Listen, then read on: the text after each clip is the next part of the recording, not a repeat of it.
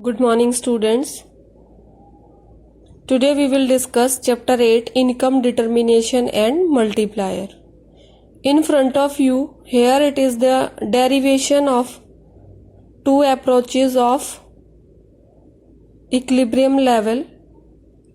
Now you just see that you already know from chapter 7, you all know that AD is equal to AS, that is aggregate demand is equal to aggregate supply. You also know that aggregate demand is total of C plus I, that is consumption plus investment, and your aggregate supply is total of C plus S, that is your consumption plus savings. Now by using equation 1, 2 and 3, I have written AD is equal to AS, then I have substituted this AD as C plus I and this AS plus as C plus S, consumption plus saving. So beta, as you know that in these to both sides C and C is common, it will eliminate and what will left? I is equal to S, that is investment is equal to saving. So we have got this fourth equation. Now it means you are having two approaches of finding income determine or equilibrium level as per Keynes, that is your AD and AS, that is aggregate demand and aggregate supply approach, and your investment and saving approach, that is your saving and investment approach. Now first of all we will discuss about aggregate demand and aggregate supply approach. That is, we will take two sector model, that is we are having only firms and household sector. There is no intervention of government and the foreign sector. The second one is we will be having investment as autonomous, means fixed investment we will take. Prices we will assume that in two sector model prices are constant, and equilibrium is to be determined in the short run. We will determine equilibrium in short run because in long run there are many fluctuations which exist. And consumption we will take as autonomous consumption. We will take autonomous consumption. Now let's have a look in this diagram. In this from this O level, this is your aggregate supply curve and this is your aggregate demand curve. This aggregate supply curve and this aggregate demand curve, they are intersecting at this point E, that is your equilibrium point, and on this equilibrium point this OY is your equilibrium output, O2Y is your equilibrium output, and this is level of your aggregate demand. And now this is your equilibrium aggregate demand and it is your equilibrium output, income and employment. So this is your aggregate demand and aggregate supply approach. In this there are three basic facts, that is at this point E, your AD is equal to AS, and apart from here it is your aggregate demand is less than your aggregate supply. Now what you will do, you have to see that the point where aggregate demand is equal to aggregate supply, that level of demand is called effective demand. That level of demand is called effective demand. You can also see this with help of this employment, income, consumption, saving, these curves you can make. These are your employments, these are your income, this is your consumption. Consumption, all of you know how we have derived. Consumption we have derived using C is equal to A plus BY.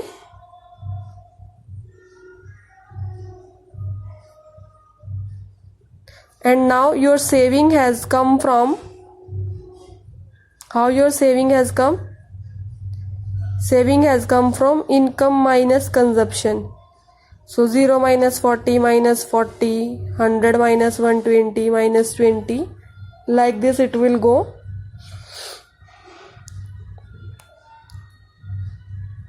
And after that is your investment, that is fixed, that is 40. Then it is your AD. How this AD has come? This has come by C plus I. How this has come? Aggregate supply, that is your C plus S. So we have done this, and again we are having three categories, that is AD is equal to AS. Here AD is equal to AS at this level, 400 and 400. So this will be your equilibrium income. This will be your equilibrium employment level. And here your aggregate demand will be greater than aggregate supply. Here your aggregate demand will be less than aggregate supply. Now let's look at this condition. Aggregate demand is greater than aggregate supply. It means your planned inventory decrease below the desired level. What is being expected? Your inventories are below that level. So what will happen? Firms will try to increase that. Firms will try to increase, and they will increase inventory by increasing employment level, employing more and more people till they achieve the level of AD is equal to AS.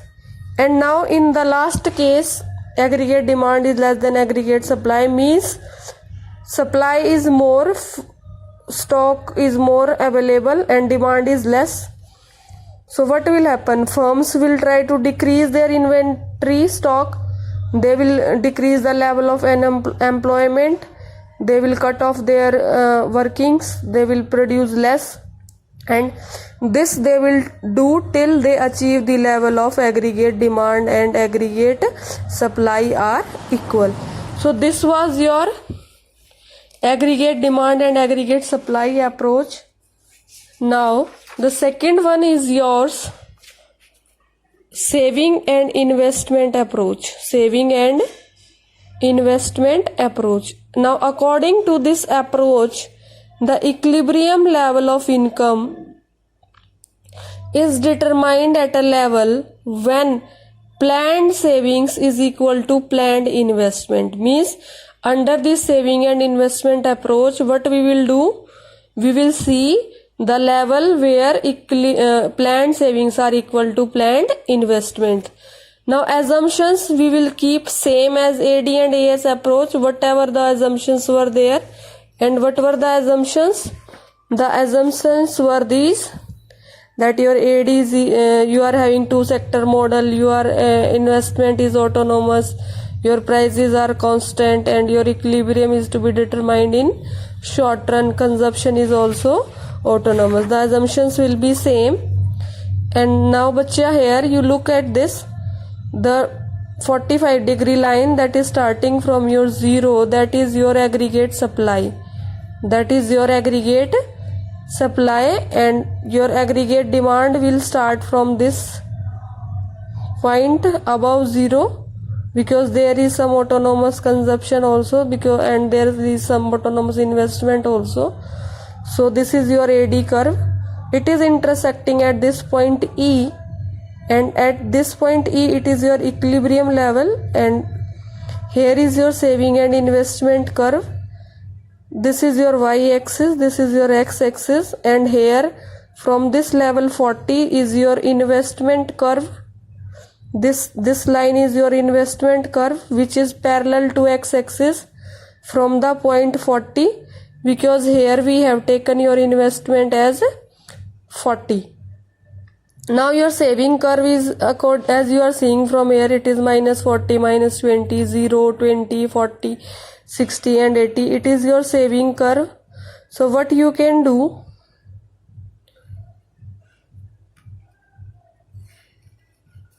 your saving curve will start from minus 40 and it will cut your investment curve at the point same as where your AD has AS has cut. So your this 400 will be equal to this 400. When you will plot, you will find that they will intersect, and this will be your equilibrium point when you will check from saving and investment approach. And this will be the level below, that is saving will be less than investment, and here your savings will be greater than investments. Now this is your tabular form which is representing your diagrams also. Your income is this is your consumptions levels. As income is increasing, your consumption is also increasing. This is your saving has come by income minus consumption, and how it has come, income minus consumption. And how your investment, it is fixed, that is 40. Because of this only this is your parallel line, and that starts from 40. Now here above this is your saving less than investment portion, and this is your saving is equal to investment, that is your equilibrium level. This is your equilibrium level, and at this point your savings are greater than investment. Now there are some basic points about saving and investment approach. That is your investment curve I is parallel to x-axis, because here is autonomous investment. Saving curve starts from minus a, that is minus 40. It is positively sloped curve. Your economy is at equilibrium at point E. This is your point E, where OY is equilibrium output. Equilibrium level of income is 400. From this box you can see that your equilibrium level is your 400. Now after that, here your E is at a point where your ex ante savings are equal to ex ante investments. Ex ante means planned savings, ex ante investment means planned investments. Now 2 star points are there beta. Below equilibrium point your savings are less than investment. It means your aggregate demand is less than aggregate supply. To overcome this situation, firms will reduce production till they achieve the level of saving is equal to investment. Firms will reduce production till they achieve the level of saving is equal to investment. Now above equilibrium point your savings are greater than investment. It means your aggregate demand will be greater than your aggregate supply, and it will, in this case, firms will increase their production till the time they are getting the position of saving is equal to investment, till the time they are achieving equilibrium level. Now after this there is next topic. That topic is equilibrium level. What is that topic? That topic is equilibrium level. According to classical economists, they used to think that equilibrium can be found out only at full employment level. But Keynes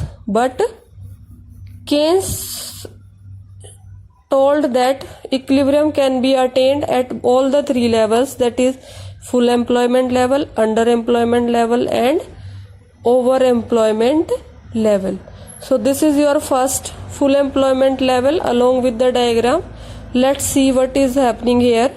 See here, this is your AD curve, and from 0, which is starting 45-degree line, that is your AS curve. They are meeting at E point, so it is your equilibrium level at full employment. What is this? Equilibrium level at full employment. Now this diagram is explained through these points. Let's have a just look over these. What is full employment? It refers to a situation when the aggregate demand is equal to aggregate supply at full employment level. This is the definition. And bacha, this is explanation of the diagram. In the figure, E is full employment equilibrium because aggregate demand is equal to full employment level of output, that is OQ. And at OQ level of output, all those who are willing to work at the prevailing wage rate, all are able to find employment.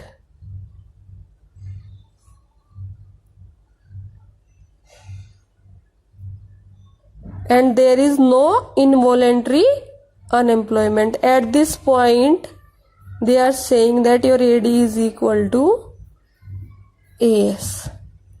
Now, this is your second level, which is your underemployment level. In this underemployment level, this is your diagram, and in this diagram, you can have a look that first of all, this is your AS curve, and this line is your AD. Clear bachcha? This line is your AD1 and this line is your AD. Means this is your initial line, previous line. But as we are studying here underemployment, so your aggregate demand curve will be below the full employment level. So this is your actual demand curve. This is your full employment AD curve. Now your actual AD curve will lie below this AD curve. Why? Because there is underemployment. All the peoples are not getting work. So there is some output which is not produced. So actual condition is this, and this is what it can be at full employment, when all the people are given employment who all are willing to work. Now what is the difference? According to this curve, this is your equilibrium, that is full employment equilibrium. But as we are studying underemployment, what will happen? This AD1 will be your actual one, and this intersects your AS curve at F point, and it is your underemployment equilibrium point. Underemployment equilibrium point. What is the difference between these two? At this point, your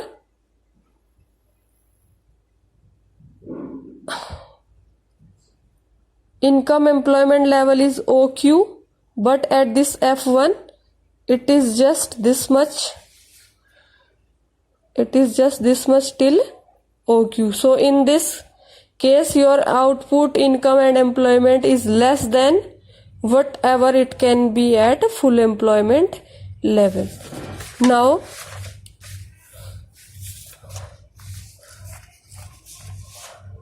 here it is your third level, that is your over full employment equilibrium. Now in this case, you will have the same type of diagram, that this is OS, this is your aggregate supply curve, this AD at your full employment AD, and this one is your new AD curve, new AD, AD1. It is above this original one which was initially, because at over employment means employment is done on aspects more than full employment level, means it is to the extent high rate. So this will be your actual AD which is prevailing, and this is your AD which should be according to full employment level. Now here this is your E point, that is your full employment equilibrium point. G is your over employment equilibrium, and according to this, from O to OD it was your income employment output level at full employment. But from O to OQ1, this much, O to OQ1, this is your level of employment at over employment equilibrium point. Now as you know that this type of situations occur very less, output cannot be at so much point, so this type of situation leads to inflation. These leads to inflation. So here it is the definition. This is your definition of over full employment. It refers to a situation when AD is equal to AS beyond the full employment level. It occurs after the full employment level. In your figure, AD1 is equal to AS at point G, which is higher than the full employment level, and point G signifies the full employment equilibrium. Now this over full employment equilibrium leads to inflation. And what is inflation? That is increase in the general price levels, and there will be no increase in output. If this type of situations occurs in any economy, its main impact will be it will lead to inflation, and it will not lead to increase in level of employment. Now bacha, this is your next topic, very important topic. What will be the effect of increase in autonomous expenditure on the equilibrium point? On equilibrium, what will be the effect of increase in autonomous expenditure on equilibrium? As you first of all, let's discuss it through the diagram. See, this is your aggregate supply curve. Clear? This is your initial autonomous expenditure, that is your autonomous consumption plus your investment. This is your increased A2. So first of all, you are having this initial AD curve where your AD curve is having C plus I, and here your AD curve is having C plus I plus change in I and autonomous consumptions. So when autonomous expenditure will increase, your AD curve will shift from this level to this. This is your initial one. This you will get afterwards when it has increased. So I have mentioned here, increase in AD curve means this will shift from this line will shift from this line. So when it was that original level, it is your E point, this is your equilibrium, old equilibrium. When it has shifted to this line, your equilibrium has shifted to this point, E1, and this is your new equilibrium. Now what will happen? You are having Q1 and Q1 and Q you are having. Now this is your equilibrium output, income and employment when you were having old equilibrium, but due to increase in your autonomous expenditure, your equilibrium shifted here, so your OQ level also increased. This is your OQ level now, and this much is the increase, this much is the increase, and this is your portion of excess demand. It will lead to excess demand. Your effect of increase in autonomous expenditure will be, it will lead to excess demand, it will increase in output, and this change from here to here is due to change in your autonomous consumption and your autonomous investment. These total changes lead to shift this curve parallelly. The discussion of this diagram is shown over here. You can see that as seen in the diagram, when autonomous expenditure in the economy is A1, the AD line intersect the 45-degree line at point E, so it is the old equilibrium level. Then as autonomous expenditure is there, AD curve will shift parallelly upward. This all I have explained. This is your excess demand. So when you prepare note, you can go through this again, same explanation is there. Now this is your AD is equal to A plus BY. It means your A represents A bar. A bar means autonomous consumption, and I, that is your autonomous investment. Autonomous expenditure refers to the both autonomous consumption plus autonomous investment.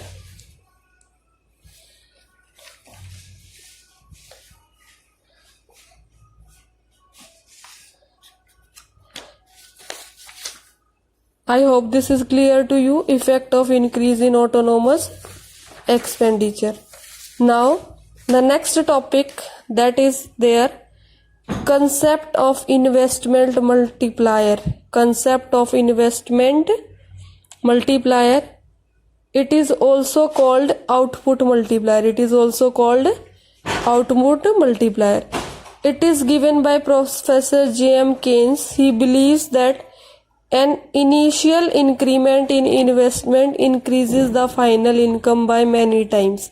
We want to say that whenever there is a slight increase in investment, it will lead to a great increase in investment.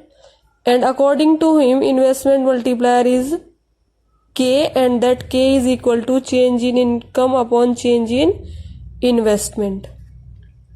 It means that investment multiplier is the value that is obtained by ratio of change in income upon change in investment. This is definition. It tells how much time the income will increase due to an increase in investment. Let's take one example. Suppose an additional investment is there of 4,000. It leads to additional income of rupees 16,000. So what will be the value of investment multiplier? So what will be investment multiplier? That is K is equal to change in income upon change in investment. That is 16,000 upon 4,000. That is your 4. It means income increased 4 times with a single increase in investment. So with a small amount for one, if we take it is increased 1 time, so income increases by 4 times. Now let's have a look at multiplier and MPC. There is a positive relationship between investment multiplier and MPC. Means if MPC will increase, investment multiplier value will also increase. If MPC will decrease, investment multiplier will also decrease. Also we can say that higher the MPC, higher value of investment multiplier, and lower MPC, there will be low value of investment multiplier. Now after this, there is this derivation of investment multiplier. When MPC, marginal propensity to consume, is being given, we all know that Y is equal to C plus I. So according to this, similarly your change in income is equal to change in consumption plus change in investment. Now we are dividing both sides by change in income. If I divide both sides by change in income, I will get change in income upon change in income, change in consumption upon change in income, change in investment upon change in income. Now these two are same, they will cut and I will get value 1. And this change in consumption upon change in income, you have learnt in chapter 7 that change in consumption upon change in income is nothing but it is your MPC. What it is? It is your MPC. So I have substituted it by MPC. And your change in, as you all know that from chapter 7 only, that change in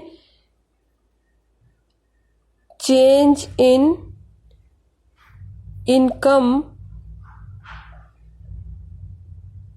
by change in investment,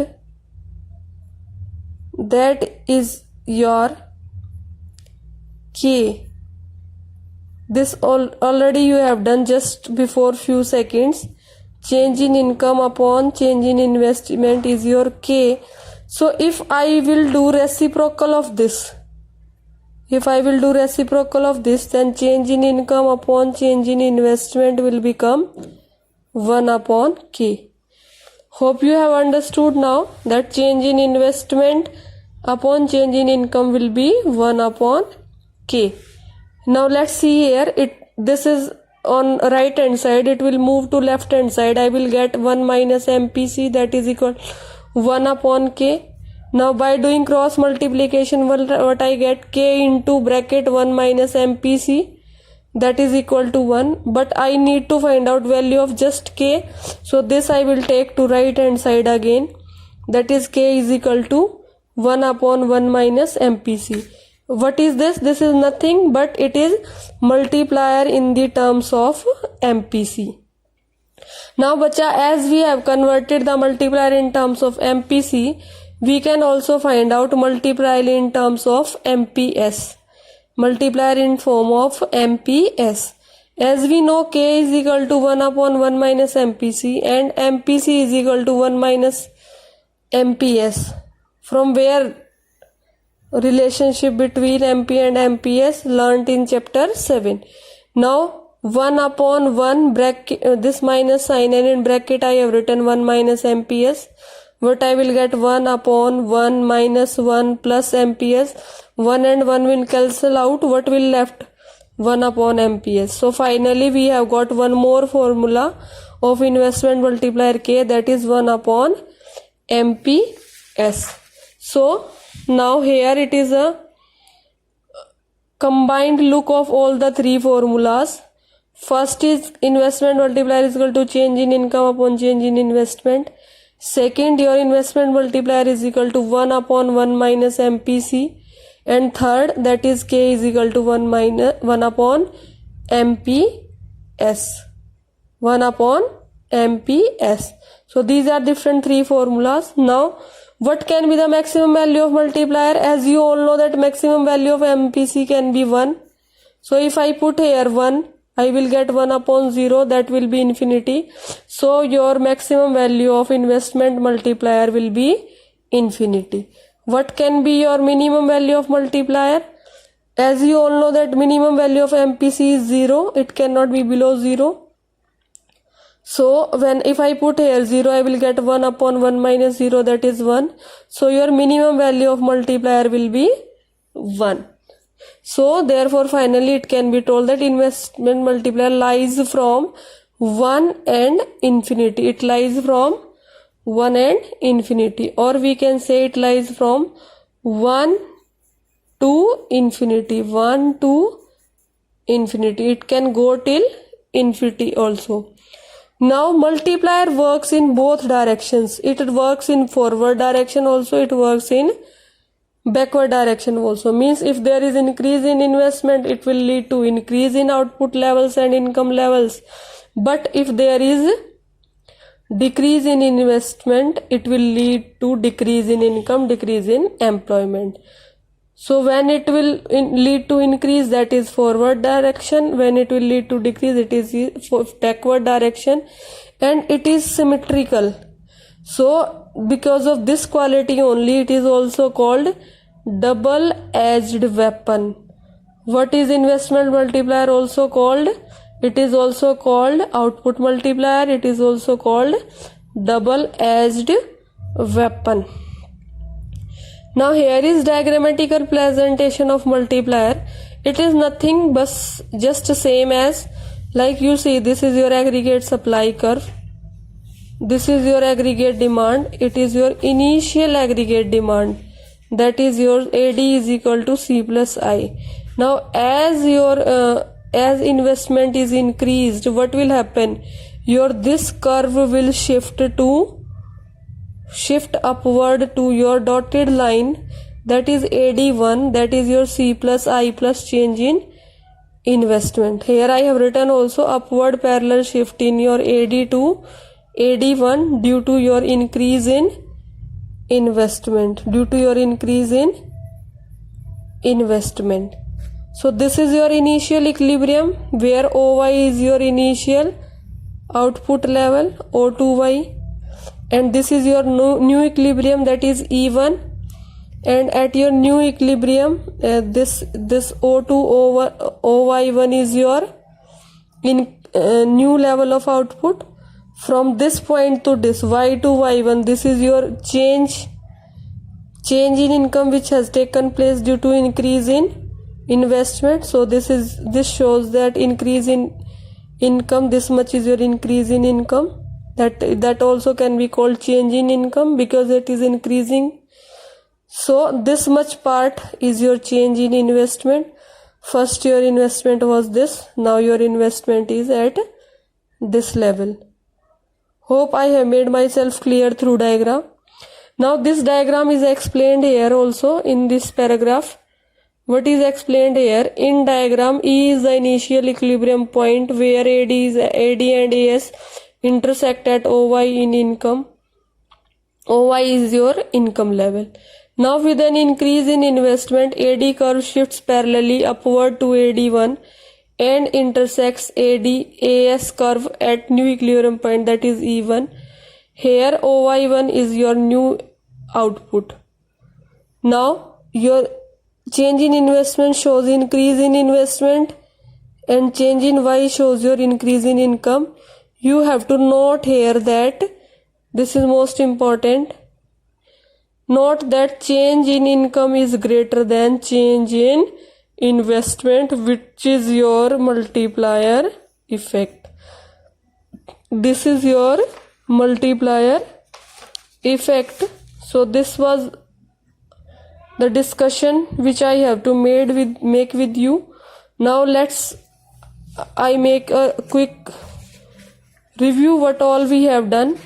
First of all, we have done in this chapter aggregate demand and aggregate supply approach. I have explained it to you through this diagram, then through this table. These are two basic conditions. And after that you have done the saving and investment approach. That is your second topic. These are diagram table and these important points are there. You can go through a well known reading you can do. Now after that we have done 3 different levels of equilibrium levels, that is full employment, underemployment, overemployment. In detail we have discussed. This was first, this was your second, and after that this one was your third level, that is over full employment level. Then you have learnt about effect of increase in autonomous expenditure. And now after that what you have done, we have started our concept of investment multiplier. Here is the relationship between multiplier and MPC. And bache, after that this is basic derivation of your investment multiplier. These are the different formulas, 3 formulas which we have derived. That K is change in income upon change in investment. K is 1 upon 1 minus MPC.